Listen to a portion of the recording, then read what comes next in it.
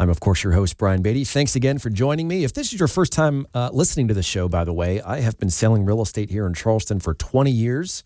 We've done about 1,500 transactions, about $1 billion worth of real estate sold. And I share my experiences as a top-performing real estate agent to help you guys better understand the market, the trajectory of the market, and then educate you on the process so that when it comes time for you to buy or sell a home, you are an educated, informed consumer. You know the right questions to ask, and you have an expectation about what a top-performing real estate agent should be doing for you. So if at any point in time you're listening to the show and you're thinking to yourself, you know, I do want to have a relationship with a high-caliber real estate agent. We're thinking about buying or selling or investing, or we have a property and we're in need of a property management company. We'd love to earn your business. Feel free to reach out to us, 843-800-0065. You can call or text that number. It comes straight to me, 843-800-0065. Or check us out online at listingsincharleston.com. That's listingsincharleston.com. And of course, check out the Brian Beatty team on YouTube or on iTunes if you want to watch our videos or listen to our podcast. So I want to continue this discussion about where I think we are as a market. And I've put quite a lot of time into this show, a little bit more than I do normally, because I really want to help you guys understand and articulate why we are where we are in this market right now and how people are behaving, right? That's really the main takeaway is how are people behaving right now and how can we use that to our advantage, right? So we're going to talk about something that's a little uncomfortable. It's not interest rates. It's not inventory. It's not inflation. We're going to talk about stubbornness, okay? Because right now in real estate in Charleston, we are what I think we're in what I call a housing cold war. Right? Buyers want 2020 pricing. Sellers want 2022 pricing. And 2026 reality is sitting somewhere in the middle, being basically completely ignored. And until somebody blinks, the market's going to feel stuck. So let's kind of break down what's actually happening. The median sales price, right, across Charleston, still hovering kind of in that low to mid 600s, depending upon the submarket, of course. But prices are mostly stable year over year. They're not crashing. They're not exploding. They're up 0.3% year over year, right? Inventory has improved, I would say, compared to, pandemic lows and days on market. Again, we're hovering around, 60, 70 days on market in many areas, which is a lot slower, of course, than the frenzy years, but historically still normal. I mean, we were essentially at right around 2 months until you went under contract before COVID hit and before the market went nuts, right? So mathematically, we're in a rebalancing market, but emotionally, we're in a bit of a standoff right now, right? No, neither side really wants to give. And so let's talk about, buyers first, right? A lot of Charleston buyers are anchored to 3% interest rates or $400,000 Mount Pleasant homes, or pandemic bidding wars being quote unquote over. But here's the reality. Those prices aren't really coming back, and those rates aren't coming back anytime soon. Yet buyers are still sitting on the sidelines thinking, if I just wait another 6 months, fill in the blank. And that belief really isn't based right now on Charleston data. It's based on headlines. And headlines sell fear. That's why when you go on YouTube, every real estate video is about the incoming crash. And do I necessarily believe that the market's about to completely crash 30%, 40%, 50% crash, like some of these videos are suggesting? No, I don't. The hesitation that is being created as a result of this has a cost. And while buyers wait, rents keep climbing up, quality inventory is getting absorbed, life doesn't pause, right? There are plenty of opportunities right now to catch a seller that is frustrated with the experience of selling their home. There's a real reason why they want to sell, which is why they're still on the market in the first place. And people are passing them by. Make the offer. Put yourself out there. I mean, obviously, if it's a house you want to buy, right?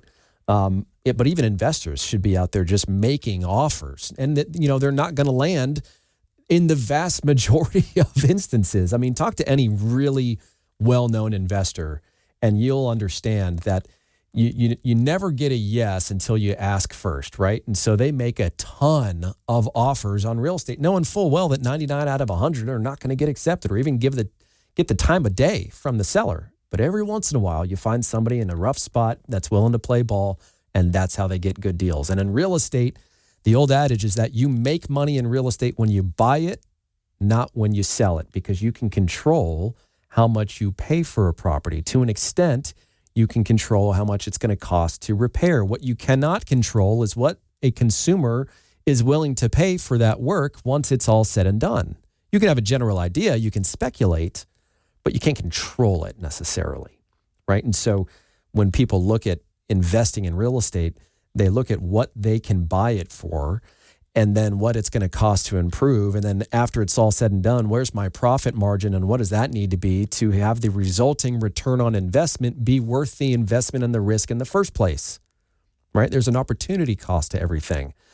And so, you have these sellers out there that, especially move-up sellers in places like Mount Pleasant and Daniel Island and James Island and West Ashley that are emotionally attached to the peak 2022 pricing, right? They saw their neighbor get 12 offers, or they saw homes go for $75,000 over their asking price. And so now they list slightly high.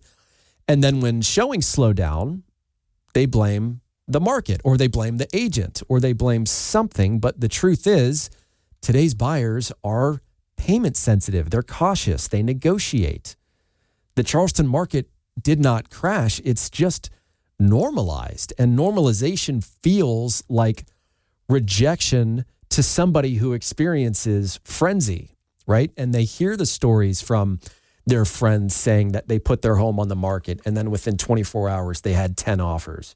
But I think that if you dig deeper into those stories, you'll realize that person that, it happens now. I mean, I have a report that I'm willing to share with everybody. It's something that our brokerage exclusively hires a firm to produce for us that looks at stats that just aren't given by our Association of Realtors.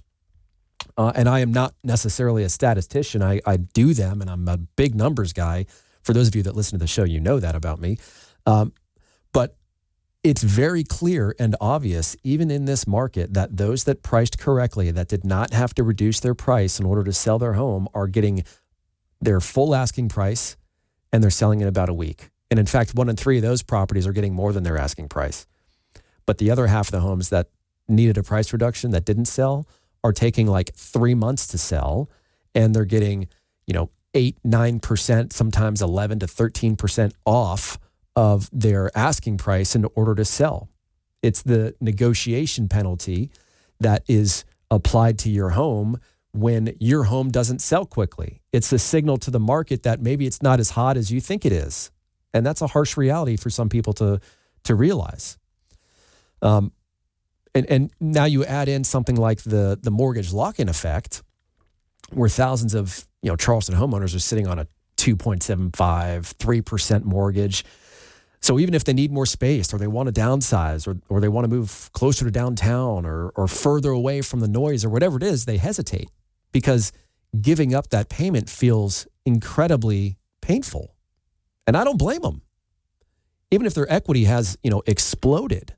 So, what do? They renovate instead of relocating, or they tolerate instead of transition. They stay, even when they probably shouldn't. And that lifestyle gridlock is what's suppressing normal inventory turnover, right? Now, if we switch gears just for a second and talk about investors right now are underwriting deals assuming slower appreciation or almost no appreciation, higher insurance costs, and conservative rent growth. They want margin. They want leverage. But a lot of sellers still want peak pricing. So investors wait. And again, stalemate, right? So what this really is, it's a price discovery market, right? It's not a crash. It's not a boom. This is what economists call a price discovery phase. It's where buyers and sellers slowly negotiate reality, right? These are historically healthy markets, but they feel slow, they feel frustrating, and they feel uncertain because ego has to step aside for the math to take over. And that takes time sometimes. So the real question for you is, are you making your housing decision based on today's data or yesterday's emotions? Because markets don't really move when conditions are perfect. They move when confidence resets or shifts. And here's what I can tell you after 20 years and about 1,500 properties sold in this market is that the people who win in transitional markets are not the loudest. They're not the most emotional. They're not the most fearful. They're the most realistic. So if you're a buyer, waiting for 2019, or if you're a seller holding on to 2022, or an investor waiting for a crash that may not come, let's have a data-driven conversation, because Charleston isn't broken. It's negotiating, and someone always benefits when others hesitate. So this is Brian Beatty. You're listening to the Brian Beatty Real Estate Show. If you'd like to reach out to me, if you're thinking about buying or selling or investing, or really just trying to make sense out of what you're seeing, then give us a call, 843-800-0065. That's 843-800-0065. Or check us out online at listingsincharleston.com. That's listingsincharleston.com.